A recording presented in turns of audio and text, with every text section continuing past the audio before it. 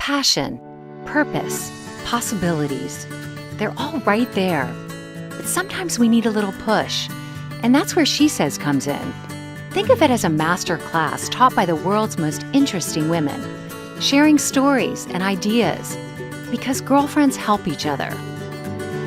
This is SheSez with Linda Grasso. Hello and welcome to SheSez. Our guest today is Karen Beninati. Karen started out her career as a model and then transitioned into independent movie making. For 5 years, she did what I'm going to call the indie hustle. She went out, she raised money, and she got 4 movies made. It was a rewarding career and she loved it, but life interrupted. She had a baby and suffered from postpartum depression, losing self-confidence. Feeling like a change in location might be helpful, she moved to Portland, Oregon. And that was where she came up with the idea for weVillage. It's an innovative, flexible childcare company with 4 locations. Karen, thank you for joining us. 5? Look, she's going 5 locations. So it's 4 in Portland and 1 in Los Angeles. Yes. Well, I stand corrected. Congratulations. Thank you. Take me back to the year. I believe you said it was about 2009. You were walking around Portland, Oregon, and you had an idea. So yes, it was 2009, and I had been, thinking of this concept, right? It was called, at the time, didn't even have a name, but all I knew is that I wanted a place that was beautiful, that I could go, take my baby or child or any age child, drop them off. They were going to be well cared for, educated, but it was going to be on my time. And then maybe I could go to a spa, or maybe I could, work or eat or something. And it was all going to be in one place. Mm-hmm. And then I thought, that is a $5 million raise. I mean, that's a big deal. And I have no track record of being an entrepreneur in raising capital unless it was movie capital, which is, it's a little different. So I thought, you know what, why can't the Pearl District, which is a really cute boutique-y part of Portland, higher end art galleries and restaurants and kind of provincial. It reminded me a lot of Europe because I lived in Europe when I was working as a model. And I thought I saw for rent. It was 700 square feet in this beautiful building, storefront. And I thought, let's let the area be the other village, and weVillage, and I came up with weVillage. And at the time, rents were really low, right? Because it was right after the recession. And you say you noticed there were a lot of vacant buildings. It was a lot of vacancies, and it was, it was lower rent. It was easy to negotiate, and I took a risk. So what did you do for capital? You were a single mom at the time. I believe you were working in the TV and film department at Nike. Yep. Where'd you come up with the money? Well, how did you come? I mean, you were when I first met you. I think you described yourself. You said, "I'm a hustler," which I love. I take that as a compliment. I had nothing to lose. Do you know? I really didn't. I knew leaving the film business was a big deal. I knew that I was either going to go back and start producing again, or I was going to start this new. And it was in my heart. I was like, I have to do this. And when I set myself on something, I do it. And I went to a friend who was an angel investor who I built a relationship with. And I said, listen, I am going to start this. Here's my little business plan. And I need, a little bit of capital. And he was a little stingy with his investment, to be honest, because it was kind of play money for him because he had so much capital. And I was just like, fine, I'll take it. And then I raised another $15,000 off of a friend's friend who believed in me and thought the concept was awesome. And then, I just kind of I can't explain it. I mean, I literally skimped and scraped, put it together, had the designer do it for her portfolio. The logo was created by an amazing graphic designer who did it as a gift, as well as created the first website as a gift. So the initial investment was $50,000. And that included everything and some operating capital, which was I can't even believe we opened the doors on that. So I want to talk about your mindset at that time. You had suffered from postpartum depression, and one of the things that women who suffer from that say they just, they lose a sense of who they are and their self-confidence. You had lost it. Obviously, somewhere in Portland, Oregon, during that time when you were being a single mom and working at Nike, you got it back. I did. I had to make a choice. I either had to continue to, let this define me and use it as an excuse to not move forward and be better than I be the best I can be, or just take a risk and know inside, like deep inside of me, who I am and what I have to offer. And even like they say, fake it till you make it. I just showed up and faked it till I had to do this. I had to change. And Luca was, Your son? my son, was 6 at the time. I just looked at him and looked at myself and thought, come on, look what I've done in my life. Like, get it together, Was fear propelling you as well? And I mean the good kind of fear where you're a single mom. You needed to make money for your child. Yeah, there's you no needed one to come up with a plan. Yeah, there was no one who am I going to, my parents, I don't have a relationship with them. I've never had anyone to really rely on. I've always been self-sufficient and a go-getter. And I just knew I had to start something that was going to be legacy for him, that I could pass down something to him. That's important to me. So talk to me about some of the unique elements of weVillage and how you came up with them. It's different than most places where you drop off your kid. Yes. One thing, it's beautiful. I mean, the design is a huge part of the concept. We wanted parents to walk in and go, oh my gosh, like, is this a childcare facility, or what is this place? Because it's so uniquely designed that you don't feel maybe that guilt that you might feel when you're dropping your kid off somewhere. Now, I don't think parents feel guilt when they're dropping their children off at school, but if it's labeled childcare or a drop-in facility, they might feel guilty. It kind of feels like you're saying, you're saying get out of my hair. Which, by the way, we've got to stop as women making ourselves feel, because it's usually the women dropping off the kids, feeling guilty about taking time for ourselves. It makes us better mothers.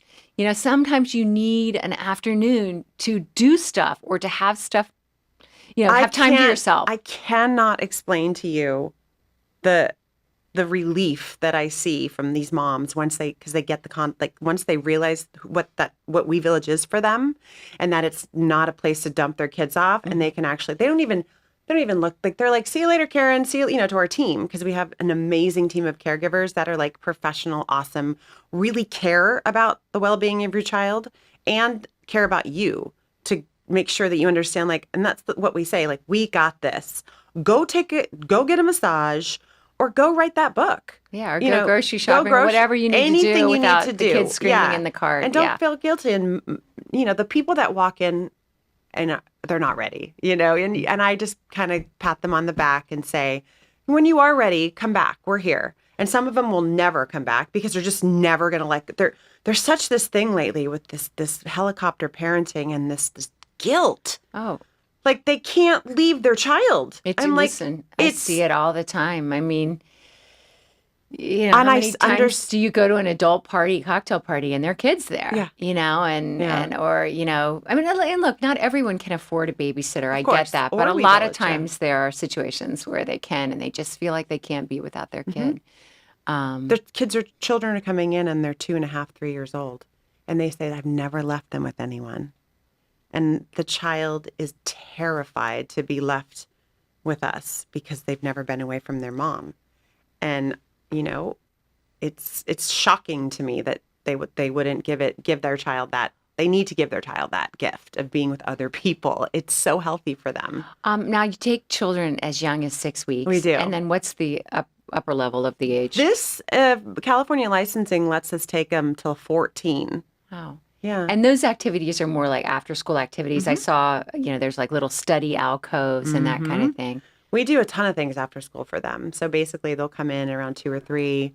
We'll get their homework done. We'll do a snack or food, and then we'll let them kind of chill and relax. There's games and video. There's a beautiful loft that they can go up into that's theirs, where there's PlayStation and Netflix if their parents are screen friendly. If they're not, then we give them stuff to do, like jewelry making, or they can, do Lego building with us. They can even help us in the baby room. Some of the little girls love to be in the baby room and kind of play, appropriately. It's not left alone to take care of a baby, but, Right. They get to kind of walk through and play with the babies for a minute. And Yeah. So you get the capital for one. You hmm start it, you open it up. What was the first moment when you knew this was going to work? I think I knew it was going to work about 6 months in to running the business, because that's when we started to get some real momentum in clientele, and the feedback was so positive, and I kind of got comfortable in running it and understanding how to run the model. And I just knew when people kept coming and coming, and just that it was going to work, and that more needed to happen, because that's what everyone said. Like, I want a weVillage in my area. I want a weVillage here. When are you going to open more? When are you going to open more? And I'm like, I am going to open more. I'm very much like that. Like, I'm going to open more. Was it scary at all getting in so deep? I mean, you had one and then you had two, three, four. I mean, how No, did you handle any anxiety over that? Or did you just so completely believe in what you were doing there wasn't any? there was no fear after. Okay, so the second location is in a location that if I could do it again, I wouldn't have put it there. You learn though doing, and that's one thing I want to tell women, like, don't beat yourself up for it. The fact that you got it open, like, that's cool. Like, everything else, there's a reason for it. It shows you your demographics don't necessarily, it's not the right demographic for you. So now for the next location. It's not that doesn't do well. I mean, it does okay. It just was too premature to be in that area. It's in the suburbs, right? weVillage is very urban. It's very, fast paced, entrepreneurial parents, doctors, actors, people that are needing that flexibility. And suburbia's, and this also was Intel. So it's a different culture out there. A lot of different people from a lot of different countries. And so it wasn't a new development. I mean, this is very premature. And we're talking like 3,000 square feet of like my dream location. I mean, gorgeous. And then I open the doors and I'm kind of like, okay, what's happening here? It just Yeah. took a really long time to build. And then once that kind of got over, and then the Pearl District location was moved, the original, to a bigger location, and that thing started booming. And then I had a big builder come to me, as a friend of mine, huge builder in the Pacific Northwest, and he's like, "Hey, my wife opened this studio. There's a space right next to it." And I just opened the Happy Valley location, and he came to me like a week later, and he's like, "So I have this space," and I looked at him, I was like, "Joel, I think you're rad, but I am not. There's no way." He's like, "No, no, no, no, no. I'm going to pay for it and I'm going to build it," because he's the biggest builder in Pacific Northwest. He's like, I'm like, "Okay, fine." And I just said yes. That's how the fourth location happened. Is I said yes. I said, "Let's do this." And I had So this you all. really started to believe in your own tuition and Yeah, your own decision making. yeah, I did. Was there any point in the whole process where you were doubting yourself and you had to say, stop doubting yourself, do it? Oh my gosh. I had something happen to me, and women listening out there, like, I can't swear. I wish I could, but I cannot. So if You're you in the childcare business. I know, but like the stuff that happens to us, it is going to happen. Something isn't going to go right. You are going to make huge mistakes and feel really stupid. And I have made some stupid mistakes, not like intentional, like not wanting to hurt anybody, but like just mistakes, like not getting a reservation system soon enough and being overbooked, and getting in trouble for it, and having to deal with that pain of having somebody say something publicly about you. And it's so, because you didn't mean to, like, you don't do Yeah. anything to hurt anybody, but you're in the public eye and you get criticized. I think it's so interesting because That was a low point for me. I was questioning, even considering moving forward. Yeah, but you overcame it. I did. It took a while, and a lot of crying, and a lot of a lot of talking to women and help. So I think it's really interesting how we as women, when something doesn't work out, we keep coming back to it. This didn't work out. Oh my gosh, this didn't work out. And sometimes it's repeated some things that don't work out. What I've really found, and I want your take on this, is that everything you do that doesn't work out so often leads you to a better place or where you're supposed to go. And I want to look at your trajectory to weVillage. What was your modeling didn't work for you for a number of different reasons. And we talked about that. When you were 25, you decided this just is, I'm done with this. What did you take from modeling that you use now? Oh, my ability to talk to anybody. I mean, I'm put in these as a model, you're put in situations with high net worth individuals all over the world. And you have two choices. You can either be, you know, and play the model. And I never was like that. So I'd use the opportunities to connect and meet people and learn and listen, you know, businessmen and, you know, people, big, huge people that own magazines that are, you know, global in the global market now, and celebrities and Kennedys. And, you know, I mean, I was fortunate. I sat and spent personal time with people and listened and learned about how they did it and how they've grown their businesses and had proper etiquette. I mean, there's so many things I didn't even know going into modeling, and just even how to, like, you know, use utensils properly. And I'm at this dinner in Geneva, and like my friend nudges me and she's like, this is how you do it, you know, and just so many things. So I learned on the go, if you know what I'm saying. Most of us do. I learned on the go. Let's talk about your independent movie making career. What skills did you learn during that period that you use now as an entrepreneur? Oh my God. I mean, I was off the runway, and I'm like, I'm just going to make movies. And I remember my sister is in the film business. She's one of the partners at the top 4 agencies in LA. And she's so awesome. And I went to her, like, to the American film market, and she's like, I've never seen anybody walk into a room that has no idea what they're doing and act as if they're going to just make movies. And I say it again, I act as if. I just say it's going to happen. I say and make it happen. And, you know, I was interning and I was stuffing press kits for her. I was interning at Lakeshore Entertainment. I was interning at small independent film companies. And I met a director who was just larger than life, and just, you know, I think we duoed up. You know, we lived in Hollywood and, like, these brick and mortar apartments, and I had no kids and nothing to lose again. And I just did it. And our first movie was, you know, 4 Academy Award winning actors. You know, it's now a cult classic. What movie was that? It's called Pool Hall Junkies. It was with, like, Christopher Walken and Chaz Palminteri and Rick Schroeder and Allison Eastwood and, you know, now Anson Mount and Michael Rosenbaum. I mean, and, you know, and what's really cool is with Rod Steiger, who it was his last movie. And I will never forget, I'm 27 years old, 26 or 7 years old. And I'm on my set, and I am the producer. Like, there's me and a couple other ones that, you know, Tucker Tooley, who ended up running Relativity. And I'm literally, I still can't. It's funny when you look back on something like that. At the time, you're just doing it, and it's like, well, you know, and you look back, wow. And I walk into his trailer. It's a whole other perspective when you're older, you know, 10 years, 20 years later, you look back on that. The balls that I had. And I walk into his trailer, and I have him, and he's like, hi, who are you? He's like, are you a PA? I need some water or something like that. And I looked at him, to Mr. Steiger, and I said, I'm your producer.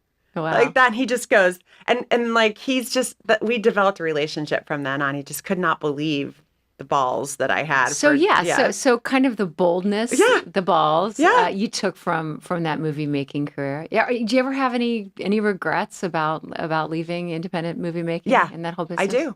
I do, because I see where my friends have ended up and who they are now. And we all started together. And I think, God, you know. But is there a sense of you, and I'm not trying to Pollyanna this, but is there a part of you that thinks that you're probably in the right place, meaning that, you know, if you were meant to have stayed in that, you would have, but your path led you here? There's a reason I left, and the reason I moved to Portland, and that was to find the company, found it in an environment that wasn't so competitive and maybe so stressful, and gave me a minute to take a deep breath and to find my bearings. You know, postpartum is a real thing, and it doesn't end overnight, and it doesn't end in a month, and it lingers into all areas of your life. And particularly for a single mom, though, you know, being in the independent movie making business is so hard with the travel and the long hours and everyone depending on you and that kind of stress. Look, I'm sure there are stresses with being an entrepreneur and running childcare centers and rapidly expanding as you've done. But at the end of the day, you can always put them in childcare. Yeah. A great place, right? When he was little, that's why I did it. I mean, I started the company for my own reasons, because I was an entrepreneur and a filmmaker, and I needed a place to take Luca. that's really that's the foundation of it, because I lost my nanny in LA, and that's where it started, was in LA when I was making movies, is because I would go to these places and they were gross. They were dirty, and they just didn't have that energy that I wanted to drop my son off to. And I needed the flexibility, because being a producer, you need flexibility. So we talk a lot about launching a business. It's hard work. Yes, that's an understatement. Yes, it's very hard work. How do you manage it all? And how do you manage the stress and the long hours and, all roads leading to Karen Beninati? I mean, if you would have asked me this maybe a month ago, I would have had a different answer. But now what I'm doing is I'm relying on a lot of people around me for support. I have always done this alone, and or thinking, I can handle it all. And I'm realizing that I cannot handle it all. And it's okay. And utilizing my network and my support system. And then the end of the day, I mean, to be honest, the end of the day is like, what's the worst that can happen? I mean, I have my health, I have my child, I'm a strong woman. If it didn't work out, it doesn't work out, then it's not meant to be, and there'll be something else around the corner. But what things are you best at and what things are you not good at? oh my God, I'm an executor. Like, I'm best at, okay, this is what the vision. Like, that's what I'm good at. What I'm not good at is schedule management, contact management. And I tend to be a little bit of a procrastinator, to be honest. I get overwhelmed, and sometimes it's easier to go get a manicure than it is to, get on the phone and hustle up a couple things that need to happen. So I'm working on that for sure. Do you ever take a step back, and are you surprised at what you've been able to accomplish? I mean, are there moments of, woohoo, this is incredible. I'm so proud of myself. The grand opening of weVillage LA was a huge deal for me, because that was the dream. That's where it started, was LA. I wanted, and to open on Ventura Boulevard with 4,000 square feet. When, by the way, real estate is so expensive on Ventura Boulevard now. I know. I mean, I looked at that 4,000 square foot space. I can't believe that you can afford that. Yeah, I can't believe that I can either. And we are so lucky that we got that space. It just took 2 years to find. But it's exactly where it needs to be. It's a perfect location, and it's doing really well. And we're so grateful. I'm so happy for it. That's when I was walking the red carpet, and I looked around, all these people were there, and I'm like, oh my God, I did it. Like, I came to LA. I didn't have the financing put together yet. I literally was like split from Portland, and I'm like, I'm going to LA and I'm going to open weVillage. And it happened 7 months later. That's amazing. What's your expansion plan? I mean, are you going to open more in LA? Do you want to go to, from what I understand, you're looking at maybe franchising across the country. Yeah, we're putting together a strategy plan right now for growth. A real strategy plan where you have layers of management, and you need that now to grow any further. And also a funding structure. For a lot of people say, oh my God, I want a weVillage, I want a weVillage, I want to invest, and that's great. So we're looking for those people to come on and take the company further. That is really exciting.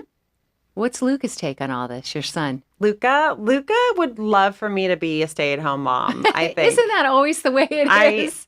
My kids are like that too. He's funny. He's like, weVillage, everything's about weVillage.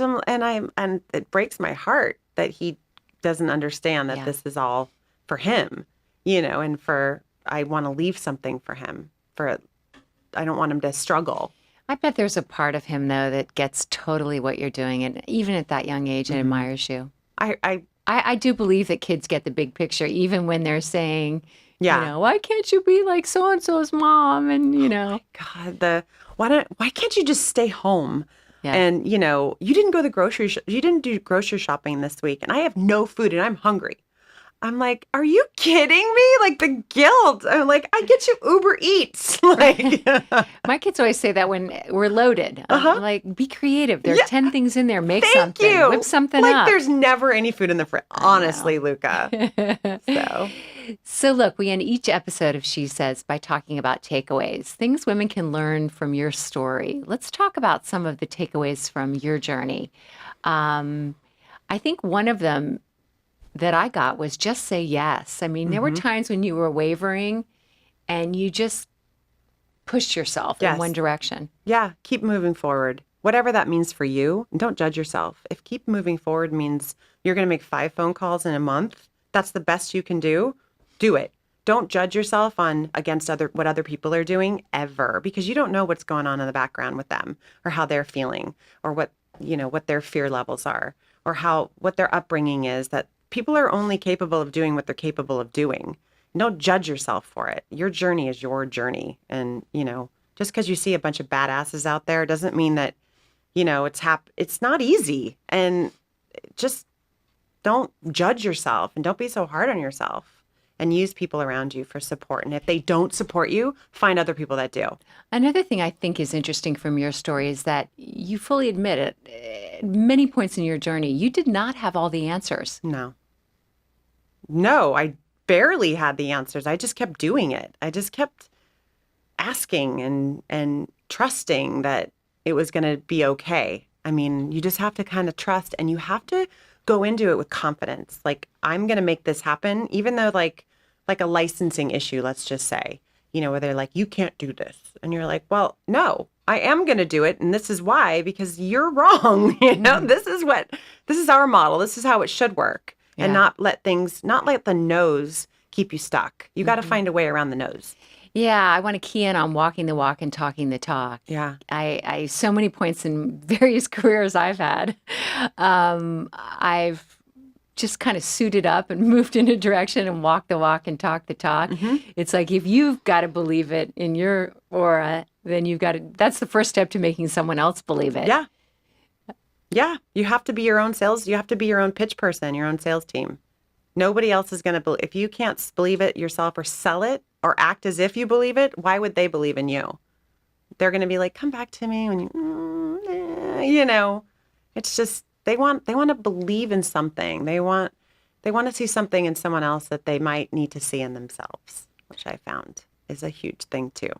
All right, we need one more takeaway. What's the final takeaway from Karen Beninati's story? Oh my gosh, you're so cute. The final takeaway is... What do you say to women out there who are feeling like they need a change and they're stuck?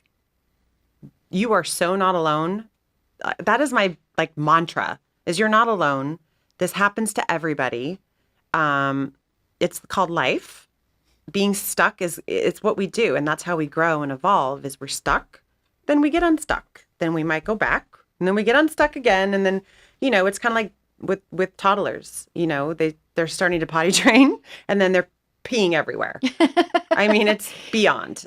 Not the analogy I would have come up with, but I can fully appreciate that. Thank you. So the takeaway is, try to get unstuck by taking baby steps and small steps, and don't judge yourself. Yeah, that's what I say. Karen Beninati. And call me if you need any help. I'm totally there for you. Karen, thank you so much for joining us on SheSez. Thank you. It's been quite a pleasure. Thank you. And thank you for listening in. We so appreciate it. Do us a favor, if you like what you're hearing and you want to hear more, go on Apple Podcasts on your cell phone. Tap it, put in SheSez with Linda Grasso. Find where it says and all the wordage. Write a review and give us a 5-star review or a 4-star review, any kind of review. We just are really into the feedback. Thank you so much.